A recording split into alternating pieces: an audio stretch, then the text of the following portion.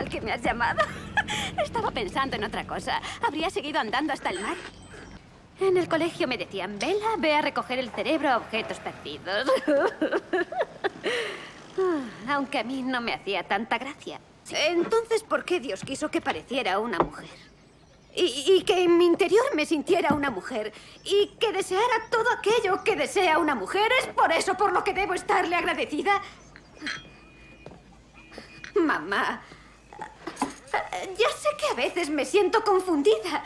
Y ya sé que a veces me asusto. Pero si soy una niña, ¿por qué no soy feliz siendo una niña? ¿Por qué no me conformo con una muñeca?